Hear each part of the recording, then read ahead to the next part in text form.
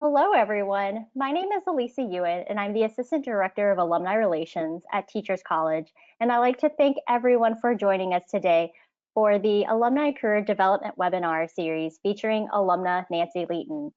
I know many of us are staying at home during this difficult time, but the Alumni Relations team is so happy we can come together to learn and interact digitally. This webinar series covers a range of career topics and includes speakers from a variety of backgrounds and is co-sponsored by the TC Office of Career Education and Professional Development and the Office of Alumni Relations. You can find videos of our past webinars online at tc.edu/alumni/career webinars.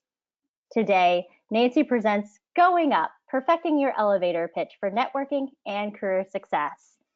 Nancy Leighton oversees a successful career counseling and coaching practice in New York City and also remotely with clients worldwide. Prior to starting her practice, Nancy spent 12 years at the Star Career Development Center at Baruch College with City University of New York. She served as the center's first internship coordinator and then went on to start Alumni Career Services. During her tenure at Baruch, Nancy also served as the co-executive director of a Baruch College executive education program called Opting Back In, a program for professionals re-entering the workforce. Nancy is a certified career counselor designated by the National Career Development Association, as well as a licensed mental health counselor in the state of New York. In addition to her work with her private clients, Nancy leads workshops and programs for organizations including the Acceleration Project, also known as TAP, Alliance Bernstein with Bernstein University, and the Midwestchester Junior Community College. Recently, Nancy became a volunteer career coach for the not-for-profit Dress for Success.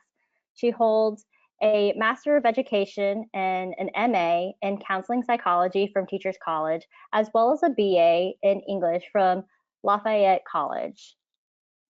Before we start, I just want to mention that if you have any issues with your audio or any technical issues, please feel free to chat me in the chat box. And without further ado, here's Nancy. Hi, everyone, and thank you so much, Elisa, for having me. And I'm just so excited and honored to come back to TC to speak to alumni. Although this forum is a little different from me, this is my very first webinar, and I'm really excited to do it. And truthfully, obviously, we all know we don't have a choice at this point, so it was kind of fortuitous. And I wanted to thank all of you, especially, that these are really challenging and difficult times. And for, all of you took time out today to be with me. And I know many people are struggling with their livelihoods and their jobs and furloughs and things like that. So I'm grateful you're all here to take some time to kind of reassess your career management strategy, starting with your elevator pitch. And kudos to all of you. As Elisa mentioned, I've worked in career development for over almost 25 years. And when I graduated from TC back in '97, I can guarantee you, I had no idea what an elevator pitch was, nor did I have one. And I've come to the conclusion after so many years of working in this field that the elevator pitch is really the common denominator of all career development. Once you have an effective elevator pitch, you can jump off and do your LinkedIn summary, you can network more effectively, you can interview more effectively. So it's really, really an important piece. And I'm grateful that you're all here. So I always like to start off these workshops with my own elevator pitch. I apologize in advance. You're hearing a lot about me, and unfortunately, we don't have the forum where I can hear a lot about you in return, although I do have some creative little ways of getting some information from you. But I want to start out with my elevator pitch just as an example to give you a sense of how different it is from the bio that Elisa just used to talk about me. So I'm going to start now. My name is Nancy Leighton, and I am a career counselor and coach in private practice in New York City and virtually with clients around the world with over 20 years of experience guiding and advising clients in their career development processes. I work with a diverse group of clients of all ages and stages of life who are in career transition, seeking to build their brands and ultimately advance their careers. I specialize in helping clients to find their best fit careers through assessment, resume, and LinkedIn development, job search strategy, and interview coaching. What makes me unique is that as a licensed mental health counselor and certified career counselor, I am sought out by both professionals and individual clients to assist those who have really significant obstacles they need to overcome to achieve their career goals. I am very proud to say that I've helped thousands of clients over the years to achieve their goals, advance their careers, find jobs, and start businesses.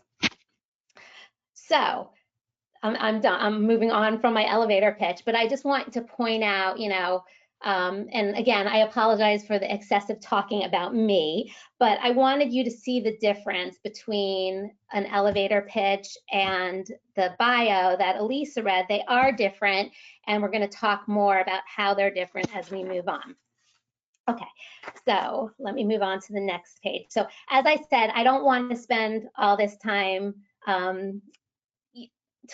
obviously I'm going to be talking, but I want you to participate too. It's really important to me that everybody kind of chimes in and I get a sense of what your elevator pitch experience is and what your expectations are for this webinar so that I can kind of hit all the points that you're interested in learning more about. And by the way, a shout out to my brother-in-law who is a cartoonist. I did not draw that, but anybody who notices the Leighton, it's my brother-in-law who is a New Yorker cartoonist and happened to have some elevator art in his arsenal, which I was very happy to use for this webinar. Okay, so moving along. So this slide, this next slide, it takes a second to come up, but I'm going to take a poll of all of you just to get a sense of what your experience is with elevator pitching is and what your expectations are for the webinar. So all you need to do is take out your phone or your tablet, and remember keeping them on silent, but you'll either be participating by sending a text message or by opening your web browser. It's up to you. You can do it either way. It doesn't make a difference. So I'll give you a second to set up. And if you don't set up by the time I move on to the next slide, the instructions are on the next slide as well. So I'm going to move on in 1 second. And again, the directions will be at the top again. Okay, so the instructions are up here again. So I'm curious how many of you have an elevator pitch that you already use. So I'm going to give it a second to get all your answers. Okay, so it looks like most of you don't, which is great that you're here today. Oh, we're evening out a little bit. Okay, I'm going to go with that, the 63% no and the 38% yeah. Oh. It keeps changing. Again, this is a really cool software that I'm using from Poll Everywhere. And again, like the webinar, it's the first time I've used it, so bear with me. Okay, so 60% no, 40% yes. Okay, I'm going to move on to the next slide. Okay, so for the 60% of you who have the elevator pitch, how confident are you with your elevator pitch? Do you feel like you can recite your elevator pitch at any moment, kind of off the top of your head? Okay, I'm going to give it a moment to kind of tally up the results. And thank you all for participating. It really makes me feel less alone in this webinar. I'm glad that you're all joining in. Okay, so 62% of you don't have an elevator pitch, so that doesn't really, it doesn't really apply to you. But so few of you are confident in your elevator pitch. So I think this will help you a lot to feel better about what you're putting out there. Okay, I'm going to move on, even though it's not fully tallied. Okay, so this is the short answer portion of the webinar. So what are all of you hoping to get out of today's webinar? How can I gear this towards your needs? Since so many of you don't have an elevator pitch, obviously that's going to be a lot. This is short answer, so you can write a word or phrase, even a short sentence. Okay, framework for creating an elevator pitch. We're definitely doing that. Keeping them short, so important. How to structure my pitch. You guys are really gonna see that. Some easy and quick tips. Yep. Okay, great. Confidence. That is such a big piece of it. Yeah. Thank you all for participating. This is great. Okay, the phone screen interview. I am going to address that. And that's a very good point, and it's so relevant today. For a long career, we're going to talk about that too in the next slide, actually. How long should the pitch be? So we're going to talk about that too. Career change. Yeah, different pitches for different jobs. Okay.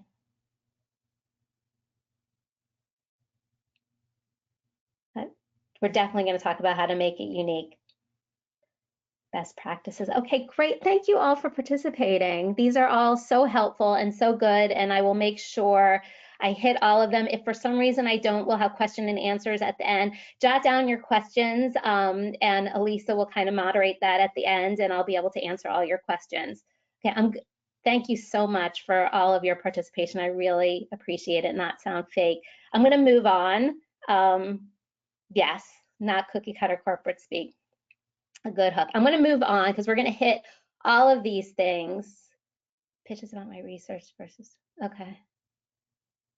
Thank you. I'm so grateful all of you are participating. This is great. I'm going to have to move on though.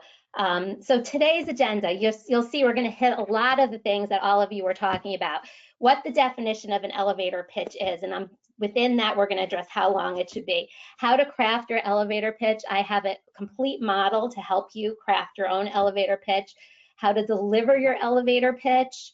The many uses of your elevator pitch. I've already talked about how it's the common denominator of career development. I'm going to go over some examples with you, and then at the end, as I said, we'll have questions and answers. And there's going to be other opportunities to participate. So I'm grateful that you all are doing that. Okay, so the elevator pitch defined. Okay, so people asked me just now about how long an elevator pitch should be. There's a differing of opinion on this. In my opinion, it should be a 60 to 90-second introduction that summarizes who you are, what you do, and why you would be a perfect job candidate and or networking candidate. I say 60 to 90 seconds because I don't want people to rush. As you can tell, I'm a fast talker. And if somebody told me that I had to tell them about my whole, give them my whole pitch in 30 seconds, I would speak fast and you wouldn't understand a word I was saying. So giving people a little bit of extra leeway helps them speak a little more slowly and a little bit more clearly. However, with that said, and one of the comments that somebody just made is, how in the world do you condense a long career into a 1-minute statement? It's really challenging and it definitely takes some work. It definitely is not the place to give a condensed version of your resume or your entire work history. And done correctly, an elevator pitch will be just that, a pitch, like this kind of silly graphic, but it's true. It's like when you're pitching a softball or a baseball, it starts the game. Your pitch should compel the person receiving it to want to learn more about you. So all of you are asking, and you asked in the slide before that, where do I start? How do I craft one? How do I go about doing it? So I'm going to go to the next slide, which gives you a 4-part elevator pitch model that I came up with. So at the bottom of the pyramid, who are you? Secondly, what skills do you bring to the table? What is unique about you? Somebody actually just mentioned that, which is so important and my favorite part actually of the entire elevator pitch because it's the most memorable. And most of you are asking right now, what in the world is WIIFM? It's what's in it for me. So you have to state your elevator pitch in a way where the person receiving it starts thinking, the mind starts rolling, like, how can this person be helpful to me, my network, my colleagues, my family? So you have to compel them to think in that way. And there's another piece of this too, which I'll get into when we get to that slide, is how can you be helpful to them? Which in this day and age, we just all want to help each other. It's a challenging time, even more so than normal. So let's go through them one by one. Okay, so who are you? So who are you? How do you define yourself? The career changer just asked me, how do you write an elevator pitch for career change? This is where you would say that, I'm a career counselor looking to transition into human resources. That's how you define yourself. But you have to know what your goal or target is before you do that. You can't be wishy-washy. You can't say, looking for different opportunities. It has to be really clear and succinct. Address who you are, what you do, and what you're looking for if you're seeking a new position. Keep it short and succinct. So this is remember, this is just one piece of your elevator pitch. So the who are you part of your elevator pitch is really one sentence. And if you do know your audience, you can speak to them. So let's say you're going to a networking event with people in your field. You can really have a very directed elevator pitch. If you just run into somebody casually, you want to have a different type of pitch to be geared to that, to kind of a stranger who you're not quite sure what their background and experience is. And certainly in an elevator, you wouldn't know, if you're just meeting somebody for the first time, you have no idea. So to the extent that you can, know your audience and speak to them. Okay, the second part. What skills do you bring to the table? So you want to focus on skills that are valuable to people in your field. So for instance, when I gave my elevator pitch, I talked about, resume writing, LinkedIn development, interview coaching. Those are the skill sets that people value in career counselors. So I had to mention those. What skill sets do you excel in? How is your work quantified? What are some of your accomplishments? So as career counselors, and there might be some career counselors on this call now, we're always about accomplishments. We want to hear about your accomplishments. Clearly, in an elevator pitch, you only have the chance to speak of one. You can't go through all your accomplishments. But if you can have one nice, juicy accomplishment that's quantified in your elevator pitch, that makes it even more effective. And I have an example for you. And this is actually from one of my clients. This is part of her elevator pitch. I am most proud of my accomplishments in leading programs that have had an immediate and significant impact on the communities that they serve. These programs include the committee that I am on, that my college has engaged students to raise over $10,000 in one semester, doubling what was accomplished in the past. So you see that she not only talks about this great accomplishment, but she talks about it in a quantified way, which is always awesome if you can do that. And then, when you're going through, there's so many skills that you bring to the table, and there's so many accomplishments, but obviously you can't talk about all of them on your elevator pitch. You can use them other places though. So it's a worthy exercise to sit there and write them down, really brainstorm, and then edit, pick the best ones for the best one, I should say, for the purpose of your elevator pitch. It may be that you don't have an accomplishment specifically for your elevator pitch, and that's okay too, as long as you can kind of pinpoint the skills that are most relevant for your field. Okay, moving on to part 3. Okay, so what is unique about you? What is your special sauce? This is so important. It's really my favorite part of the elevator pitch, because this is the part that people will remember when they're thinking about you. They might not even remember what you do, but if there's something special about you, for instance, I have so many examples, but I was just telling Elisa before the call began that I once went to a networking event where everybody in the room was asked to go around the room and say something unique about themselves that other people in the room might not know. And it wasn't really career related, but I just want you to get a sense of what these things look like. There was somebody in the room who overcame obesity to become a marathon runner. There was another woman who read 10 books a week. There was a woman who claimed she knew where all the best and cleanest public restrooms were in Manhattan. There was another woman whose parents escaped anti-Semitism, escaped the pogroms in Russia, and then ended up moving to Mississippi and experienced intense anti-Semitism there. So people have these interesting lives and interesting parts of themselves that I will always remember these women for that, more so than what they did in that particular networking event. But how does this translate to your elevator pitch? Okay, so I have another client who has a great example. This client is in the nonprofit field, and she actually She talks about in her elevator pitch that when she was a sophomore in high school, she first became interested in the nonprofit world, and was also at the time very interested in the Jonas Brothers, and created dog tags like the Jonas Brothers wore to raise money for a diabetes foundation that was close to where she was living. And as a high school sophomore, actually raised $16,000 doing this, and in the end got to meet the Jonas Brothers and got press attention because of the whole program that she ran. So that's really unique, really special. My clients often tell me when I tell them, when we talk about this, there's nothing about me that's unique or special. I can't think of anything. And I always get it out of them. There's always something. So if you really brainstorm, it doesn't have to be something so incredibly special like that. For me, it's that I work with, people who have significant obstacles. I'm really proud of that. It makes me unique. Not every career counselor wants to work with that population. That's my special sauce. But everybody has it, and it's really, really important to make sure you include that piece somewhere in your pitch. Okay, and the last part, what's in it for me? So there's always an element of persuasion in an elevator pitch. Think about, pitching as a concept is used in sales. So you always want to inspire the person or compel the person that you're speaking to want to learn more.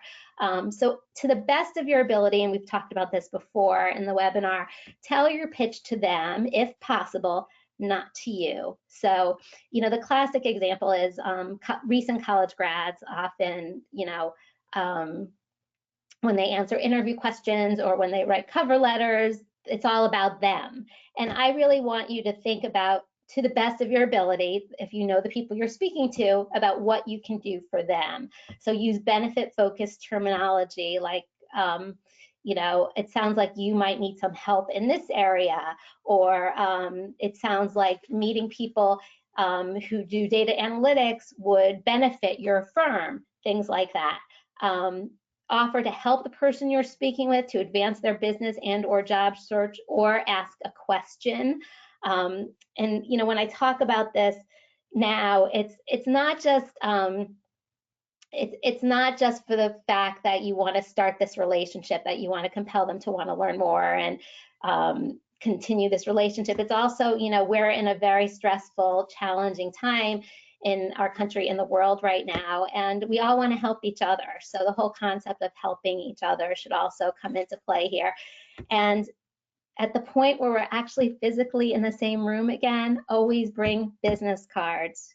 People ask me all the time, are business cards obsolete? And definitely not. I personally just ordered a whole new set prior to the coronavirus hitting us, but I'm looking forward to having the opportunity to use them again. I think it's really classy and really helps in the networking process. So when you're actually with somebody in person, always make sure you have your business cards with you.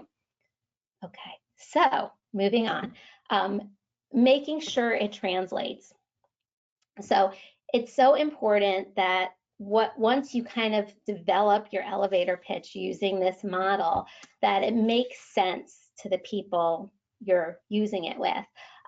So the first thing you need to do is practice. And I don't mean just practice to the mirror or to your partner or to your roommates or children, parents. I mean, listen to yourself. So using your iPhone, you can put it on the audio function and hear yourself speak and play it back. I've had clients I had one client in particular in my office who must have played it back 25 times. He wanted to make sure he wasn't happy with the way he was sounding, and he wanted to make sure that he sounded clear and appropriate. And sometimes when we write things down, they don't sound quite the same verbally that they do in language written down. So you want to be careful about that too. You want to avoid industry jargon and acronyms and tech speak. It should be easy for anyone to understand. So I have an example for you. So I always tell the story about a colleague who met a woman at a networking event who answered the question, what do you do with I help busy professionals live pain-free lives so they can get back to work. So my colleague, her first thought was, what is she? Is she a chiropractor, a career coach, or a drug dealer? And her second thought was, who talks like that? She sounded like an infomercial. It turns out the woman was a physical therapist. She had an elevator pitch, but she didn't really practice it. So, to see if it sounded appropriate. So you really just need to practice it. And then the whole other issue with practicing is what I was speaking about before, is that some people speak fast, like I'm probably doing now. So you want to avoid rambling. You want to make sure you're clear and succinct. Another piece that's so important now that we're all doing remote work is to smile, even when you're not in front of somebody, or even when you're not, on a Zoom call with somebody. If you're just on the phone or in this forum, if you smile, it changes the inflection in your voice. So it makes you sound happy, confident, approachable. And that will prevent you from speaking in a monotone. So, and then lastly, you need a few different versions based on who you're talking to. So it's not a one size fits all strategy. It's a one size fits most strategy. So your elevator pitch can be adapted to different situations, because you're not always going to be, even at a networking event, if you go to a teacher's college networking event, not everybody will be in your field. So not every networking event are for people in your field. If you run into somebody randomly, he or she may not be in your field. So you need to have a few different versions at the ready. Okay. So here, this is where I'm going to give you some examples. And I'm going to give you these examples, and the following page will have, we'll do the poll everywhere again with some feedback. So I'm curious what you think of these examples and what you think is missing, and how you think they can be made better. So I'll read this one and you can read it along with me. My name is Sarah and I run a trucking company. It's a family-owned business and we work with over 100 different clients around the country.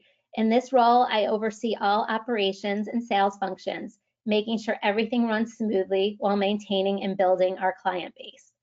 So on first glance, it sounds like a great elevator pitch. I'm curious what all of you think is what's missing in this elevator pitch based on all the things we just spoke about. I'll give you a few minutes to log in again. Yep, know what's in it for me.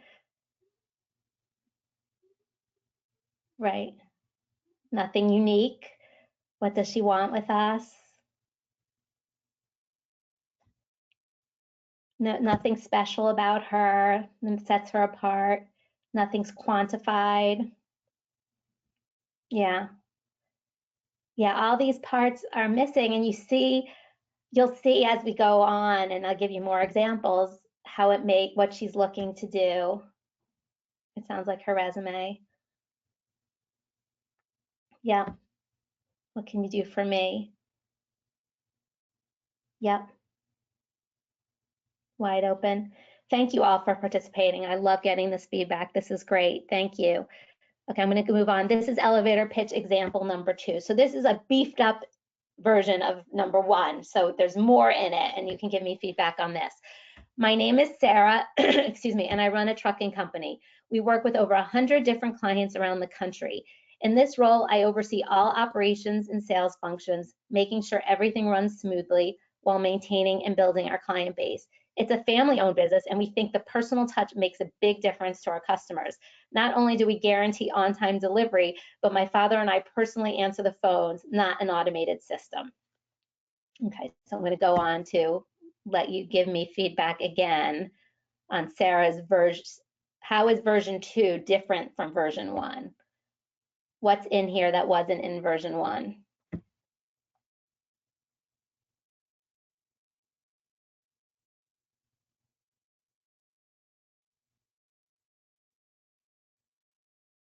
Yeah. Yeah. Yeah, she really has a personal connection now. I mean, who doesn't love to hear about a family-owned business and, you know, a father and daughter working together, and it's definitely interesting. She definitely made herself unique, and the WIIFM is definitely missing, and you want to learn a little bit more. Yeah. Customer service and attention to detail, absolutely. I love the fact that it paints a personal picture of the family. Yeah, these are all great. Thank you all.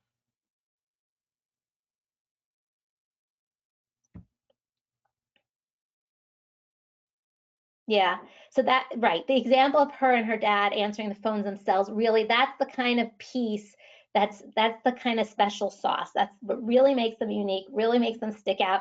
It takes like 2 or 3 words to even say that within the pitch, so it doesn't take up a lot of time and space in the pitch to really say that.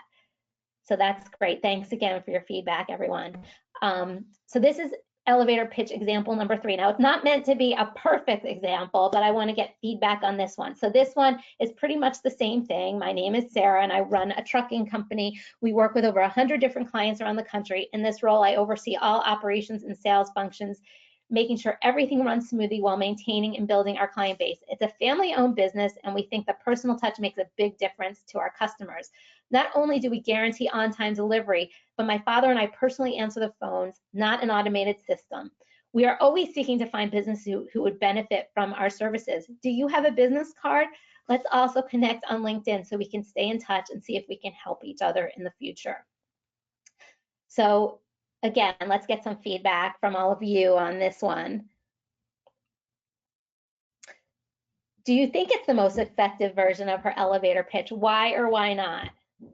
I'm really curious to hear if you feel like it's effective, if it's ineffective, if it's everything's included, if there's still pieces missing, it's too long.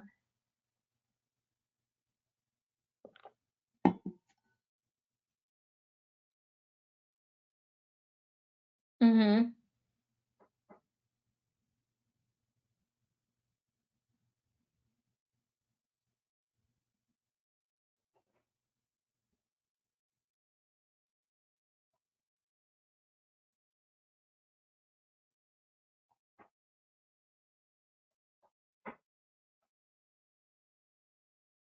Okay. You guys, it's really interesting to hear your responses. I agree. It is a little bit long. And if it was my client's elevator pitch, I would probably edit it a bit. But at the same time, I'm reading as we're going on. At the same time, it does include the WIIFM in a very direct way, which it seems like a lot of you are uncomfortable with. And it's not always comfortable to kind of engage in that way. But I definitely think that sometimes it's helpful, and you have to be willing to gauge which situations are appropriate and which aren't. But it's interesting that so many of you are uncomfortable with that, and we'll talk more about that. I think that's worthy of a longer discussion. And I do agree that it is a bit too long. I would definitely edit that down a bit. Okay. Sorry. Okay, I'm going to move on. Where to use, I want to give a lot of time for questions and answers because I think there'll be quite a few based on some of the comments. So I'd like to be able to address all of those. Okay, where to use your elevator pitch. So this is the part where I talk about confidence. Definitely networking, social events, your LinkedIn summary, it's really one and the same. Your LinkedIn summary and your elevator pitch are essentially the same thing, except one's written and one's stated. There might not be WIIFM in your LinkedIn summary the same way you would have in a person-to-person contact, but other than that, they're very similar. Your Twitter bio, for those who use Twitter, how to answer the question, tell me about yourself when you're interviewing. It's the exact same thing as an elevator pitch. Again, probably without the WIIFM, certainly in an elevator. But in my opinion, the most important purpose of the elevator pitch is to give you confidence to engage in all the other pieces of your career development, whether you're looking for a job, whether you're looking to advance in your career, whether you're looking to network within your career. If you have a solid way of describing what it is that you do, you feel so much more confident. And, you know, as my graphic says, self-confidence is a superpower. So once you feel that confidence, you can move forward and do some amazing things. So to me, the biggest goal of having an effective elevator pitch is to increase your confidence. Okay, so I didn't really need this slide, but I like the graphic. So I want to talk to you about elevating your elevator pitch. So I'm going to do another poll, which will be on the next page. What is one thing you can do to improve your elevator pitch? So if you already have one, which such a small percentage of you did, but now that you've got a better sense of what a good elevator pitch might look like, what can you do to make yours better? So this is another opportunity for feedback.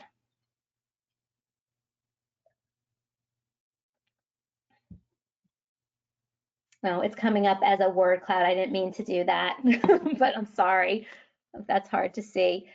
Practice, yeah, get feedback, record myself, make it unique, WIIFM, accomplishments, concise. It looks really pretty. It's hard to read, but it actually looks really cool. And this is totally my mistake. I must have hit the wrong button to make it a word cloud instead of short answers. Practicing in front of audiences, write it down, get feedback, record myself.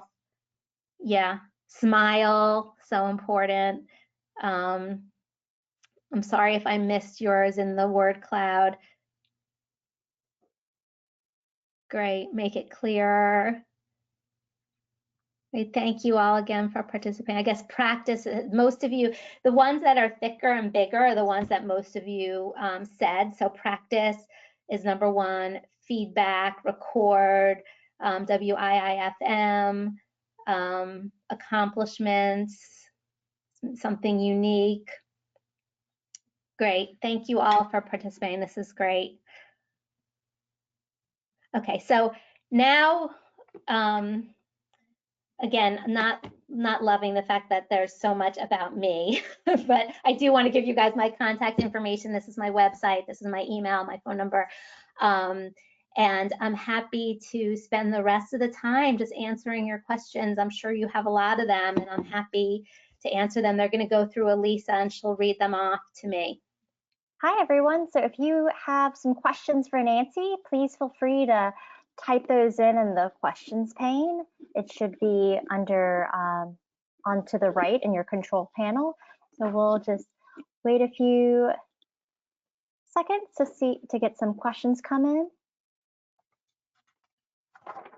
Okay, so the first question, Nancy, is how to be personal and confident while not being perceived as aggressive or braggy and things like that. Yeah, I know that's a very common question in all areas of career development. You know, I get that with regard to interviewing, you know, and let me start by saying that in my experience, most people veer the other way, not being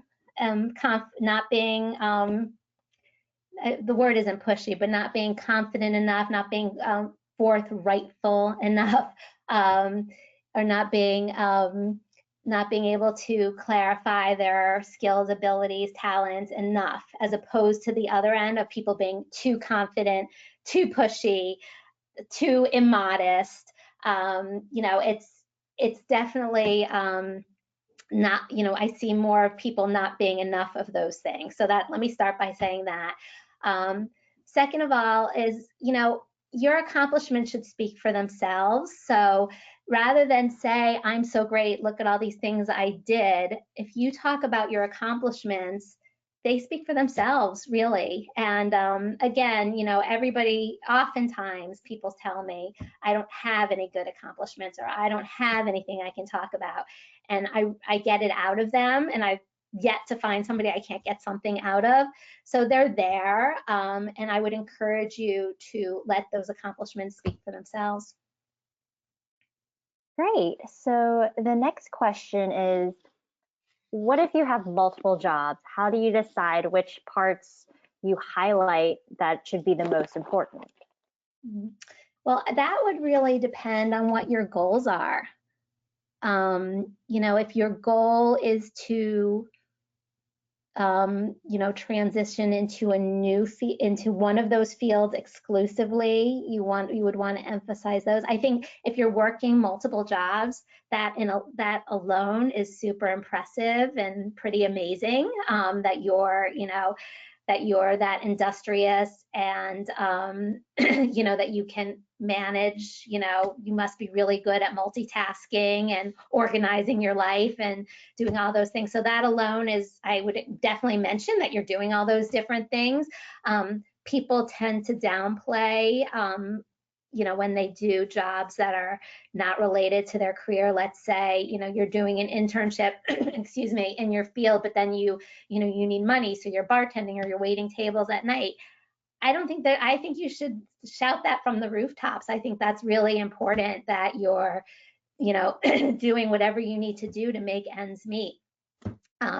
So if the purpose of your pitch is to try and advance in one field and not the others, I would definitely focus on that. But I would also mention that you're doing all these other things, because I think that's amazing. Great. So the next question is, so what I currently do now is not really clearly connected to what I've done in the past and what I hope to do. So I'm not sure how to make my pitch flow well. Yeah. Well, I work with career changers all the time. Excuse me, my voice is getting a little froggy.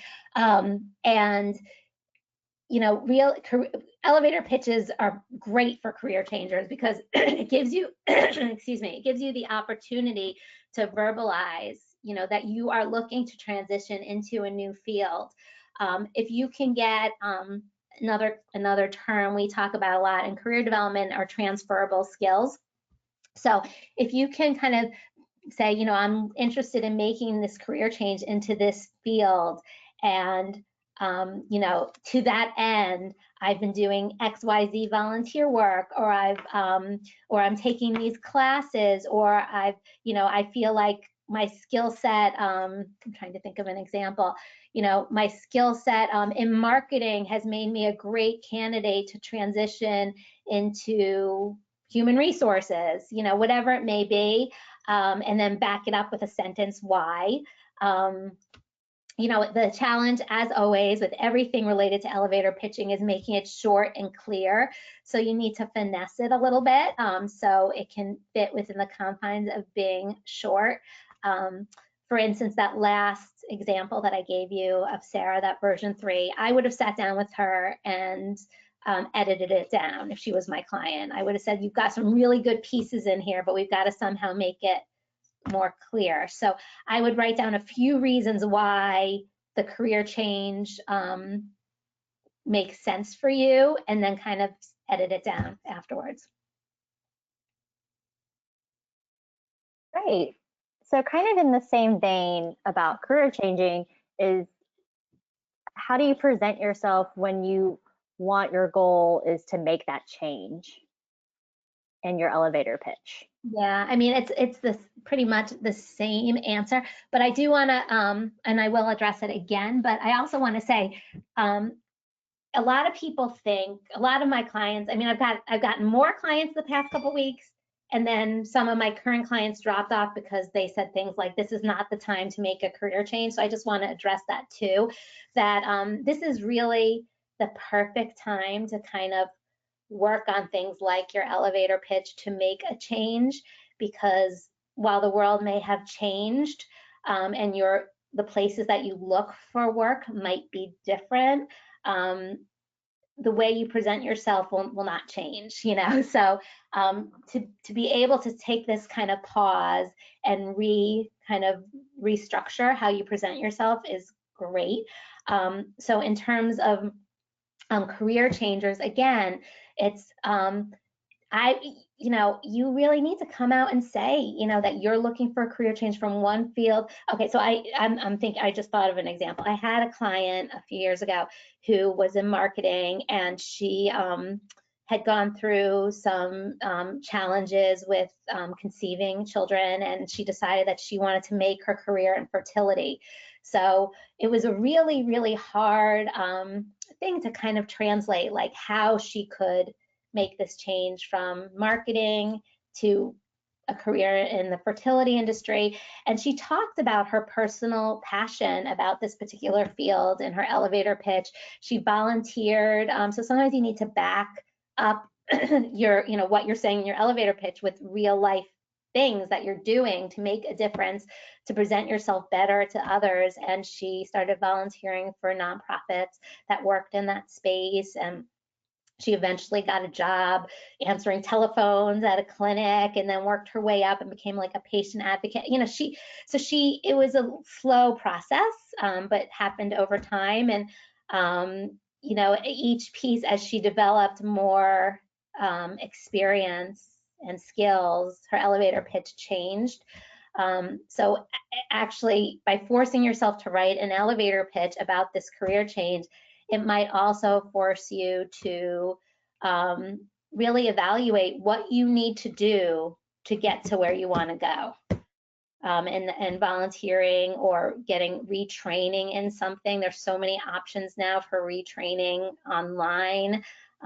So if you have more time on your hands, it's a great opportunity to do that. Or there's lots of free options too, like the programming, that Elisa's office is offering at TC, or there's a lot of free resources. There's I'll just share with you Lynda with a Y, LYNDA.com. If you have a library card, you can access free training from that resource. I used to think it was just New York City, but I've come to find out just recently that any library card anywhere will allow you to have access to that. So I hope that's helpful. I think so. Someone asked if you could provide more concrete examples of WIIFM. What's in it for me? Well, one of the concrete examples, that one is tricky, and I saw everybody's kind of discomfort with it, and truthfully, it's not comfortable for anybody, even those of us who are really experienced, to kind of talk about ourselves like, you should, let's connect so we can talk more about this, or you should really hire me because I'm great, or you should. It's not comfortable for anybody, but my favorite way of doing WIIFM is simply asking a question, like, do you know anybody who might might be looking for somebody in this field? Or in my case, do you know anybody who might be looking for career counseling services? I think asking a question is probably the most effective way to do it. I also think the idea of connecting more permanently helps with the WIIFM. Like, let's connect on LinkedIn, or let me take your business card and you take mine, and maybe we can talk further about if there are opportunities for us to help each other. I know that's not comfortable for everybody, but that's really what networking is all about. At the end of the day, it's, how can we help each other? And I know, even outside of my role as a career counselor, I've, helped. I'm at the age now where I have kids in college. My friends have kids in college. We're all trying to help each other's kids. And that sort of thing. So I know in your personal lives, you're doing a lot of that. Why not offer that up to, a stranger as well, or somebody that you've met, that how you can be helpful, and likewise, they'll be helpful to you. So I don't know if that's what you're looking for, but I hope that's helpful. You can certainly follow up with another question if I didn't answer that. So the next question is, Can you use your elevator pitch to help structure your cover letter? Yeah, that not as much. I mean, certainly I would use that accomplishment, the skills piece, the accomplishment. Even more so than elevator pitches, I find people's cover letters are generally too long. Every client, when I start working with them, I'm like, send me everything you've been using. Send me your resume, your cover letter, anything that you've been using in your process. And I would say like 99.9% of the cover letters that people send me are way too long. So that's very slippery. I definitely think that the concept that I talked about in the elevator pitch of using just one really juicy accomplishment, quantified as much as possible, might be appropriate in a cover letter. But the cover letter has to be really short and really, really geared. I mean, in that case, you have a job description in most cases, so you know exactly what they're looking for. So you really have to gear that specifically to that particular job, as opposed to kind of a catch-all.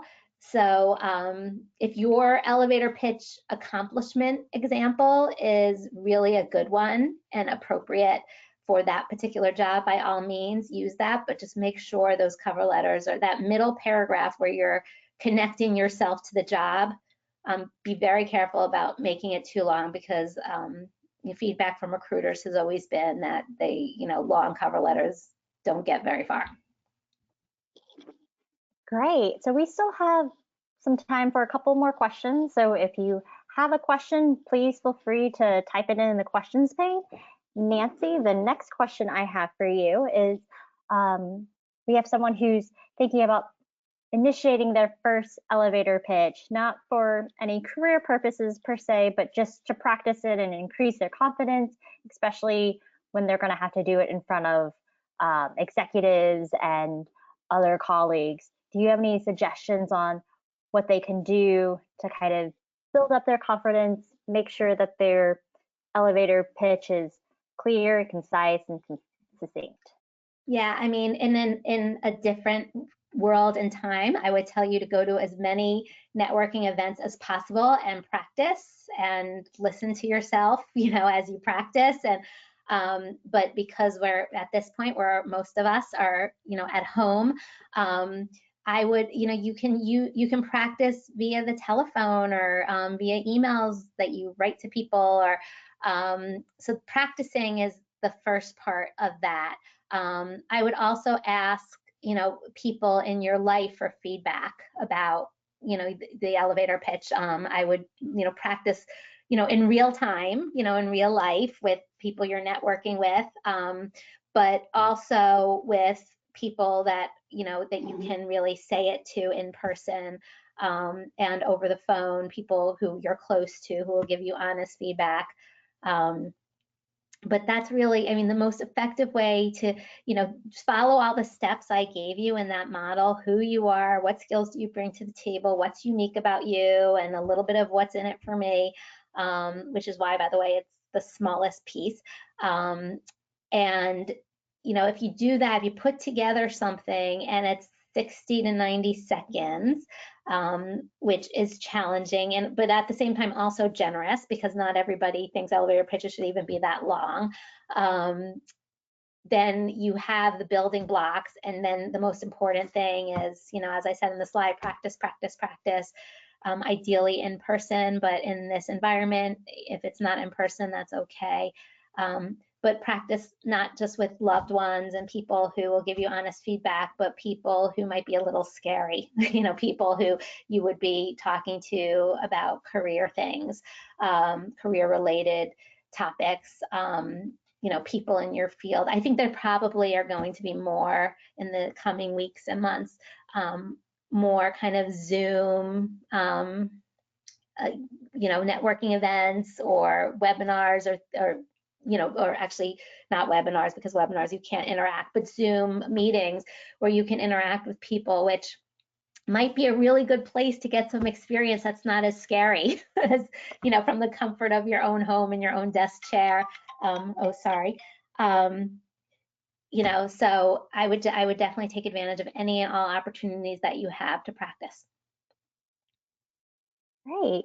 So the next question is, do you have any suggestions for how to give an elevator pitch as a researcher or a doctoral graduate without any specific corporate job?